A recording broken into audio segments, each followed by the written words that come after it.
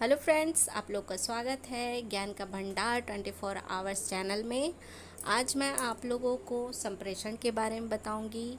आज ही मैंने ये चैनल स्टार्ट किया है और सबसे पहले मैंने भी संप्रेषण द्वारा ही आप लोगों तक पहुंचने की कोशिश की है। तो मैंने इस टॉपिक को आज स्टार्ट करनी चाहिए ताकि मैं भी आप लोगों तक संप्रेषण द्वारा आप लोगों तक ज्ञान के भंडार चैनल के बारे में आप लोगों को बता सकूं, जिसमें बहुत सी ज्ञान की बातें जानकारियाँ आप लोगों तक पहुंचाती रहूँगी।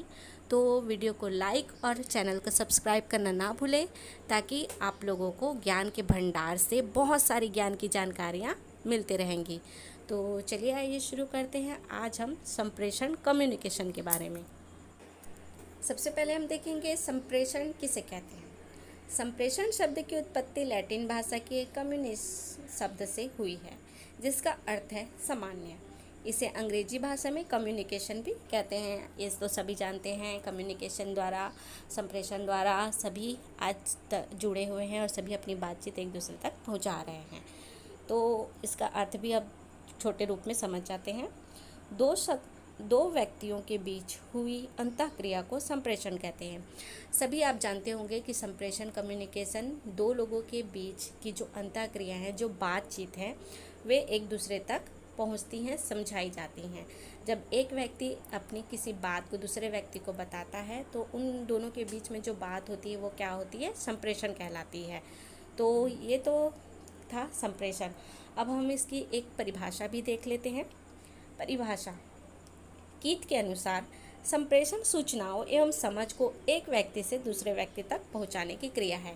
कीट के अनुसार भी कहना है कि संप्रेषण अपनी सूचनाओं को या समझ को एक व्यक्ति से दूसरे व्यक्ति तक पहुंचाने की क्रिया है। अब हम देखेंगे संप्रेषण की प्रक्रिया एवं तत्व। सबसे पहला है प्रेषक, फिर आएगा संदेश, फिर तीसरा माध्यम, चौथा ग्राही और पांचवा है प्रतिपुष्टि। अब ये संप्रेषण की प्रक्रिया को किस प्रकार से निभाते हैं, समझाते हैं और इसको किस प्रकार से समझाया जा सकता है, ये अब हम आपको बताएंगे। लेकिन ये जो टॉपिक्स दिए गए हैं ये एक के बाद इस प्रक्रिया एवं तत्व को पूरी करते हैं। तो चलिए आइए अब हम देखते हैं कि किस प्रकार से अपनी प्रक्रिया को समझाती हैं और अपने कार्य को पूरा करती हैं। सबसे पहले देखेंगे प्रेषक। प्रेषक संप्रेषण प्रक्रिया का पहला बिंदु होता है, जिसके माध्यम से प्रेषक अपने विचारों एवं भावों को दूसरे व्यक्ति तक पहुंचाता है। प्रेषक वह होता है जो अपने जो भाव हैं और विचार हैं किसी दूसरे के पास पहुंचाना चाहता है या पहुंचाता है। वे आपका पहला बिंदु होता है कि उसे हम क्या कहते हैं, प्रेषक। क्योंकि कोई ना कोई ऐसा होता ही है जो अपने विचार दूसरों तक पहुंचाने की शुरुआत करता है या फिर पहुंचाना चाहता है। तो जो अपने भाव या विचारों को एक अपने से दूसरे के पास पहुंचाना चाहता है वो आपका प्रेषक कहलाता है। दूसरा है संदेश। इस प्रक्रिया में संदेश एक उद्दीपक की तरह कार्य करता है, जिसका प्रेषक उचित प्रकार से प्रयोग करता है। अब जो प्रेषक है वो किसी न किसी को क्या करता है, अपना संदेश पहुंचाता है। तो जो वह संदेश पहुंचाना चाहता है वह एक उद्दीपक की तरह कार्य करता है। तो प्रेषक क्या करता है, किसी दूसरे को सबसे पहले क्या करता है, संदेश देता है।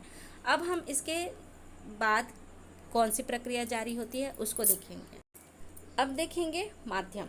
जिन साधनों की सहायता से ग्राही तक संदेशों को पहुंचाया जाता है उसे माध्यम कहा जाता है। अब जैसे उदाहरण के तौर पे मोबाइल, रेडियो, टेलीविज़न आदि। सबसे पहले प्रेषक आया। प्रेषक क्या करता है, संदेश भेजता है, लेकिन संदेश भी तो किसी न किसी माध्यम से भेजेगा ही। तो ये आजकल के नए प्रचलित जो हैं अपने माध्यम से जो अपनी संदेश भेजा जाता है वो है मोबाइल, रेडियो, टेलीविज़न। आजकल बहुत ही ज़्यादा फेमस है, प्रचलन में है। अब है ग्राही। जो सूचनाओं को प्राप्त करता है ग्राही कहलाता है। प्रेषक ने संदेश भेजे, संदेश किसी भी माध्यम से भेजे, वो माध्यम जिस भी माध्यम से भेजे वो किसके पास गए, ग्राही के पास। मतलब सूचना प्राप्त करने वाले। जैसे कि हमें कोई संदेश भेजता है तो हमें अगर प्राप्त होता है तो हम क्या कहलाते हैं, ग्राही कहलाते हैं। तो अब हम देखेंगे इसके बाद कौन सी प्रक्रिया आती है। अब देखेंगे प्रतिपुष्टि। इस प्रक्रिया में प्रतिपुष्टि या पृष्ठपोषण संदेश प्राप्त करने वाले व्यक्ति द्वारा प्रदान की जाती है। जब कोई ग्राही संदेश प्राप्त कर लेता है, तब वह अपनी प्रतिपुष्टि देता है कि हाँ, मुझे आपके द्वारा भेजी हुई संदेश मिल गई है। तो प्रतिपुष्टि किसे देता है? प्रेषक को देता है। तो इसी तरह से ये जो प्रक्रिया है वो कंटिन्यू चलती रहती है। तो इस प्रकार से प्रक्रिया एवं इसके तत्व को, संप्रेषण की प्रक्रिया एवं तत्व को समझाया गया है। और भी आइए देखते हैं आगे संप्रेषण के प्रकार को। संप्रेषण के प्रकार, पहला है शाब्दिक संप्रेषण। शाब्दिक संप्रेषण को भी दो रूपों में समझा जा सकता है। पहला मौखिक संप्रेषण और दूसरा है लिखित संप्रेषण। मौखिक संप्रेषण से आप तो समझ ही गए हैं कि किसी को बोल के अपनी बातों को, अपनी भाव और विचारों को समझाना। और लिखित संप्रेषण में है किसी भी भाव या अपने विचार को या किसी प्रकार के संदेश को लिखित रूप में किसी दूसरे व्यक्ति तक पहुंचाना। ये आपका किसके अंतर्गत आता है? शाब्दिक संप्रेषण के अंतर्गत। तो ये था संप्रेषण का अर्थ, परिभाषा, प्रक्रिया और प्रकार। तो इसी तरह से ज्ञान के भंडार में आपको बहुत सारे ज्ञान के भंडार की जानकारियाँ मिलती रहेंगी। तो चैनल को सब्सक्राइब करें और वीडियो को लाइक करना और शेयर करना ना भूलें, ताकि आप लोगों को ज्ञान के भंडार से बहुत सारी ज्ञान की जानकारियाँ मिलती रहें। ये चैनल आज ही शुरू किया है मैंने, तो प्लीज़ चैनल को सब्सक्राइब करें, ताकि मुझे भी बहुत सारी ज्ञान की भंडार से आप लोगों को ज्ञान की बातें पहुंचाने में सरलता हो। Thank you.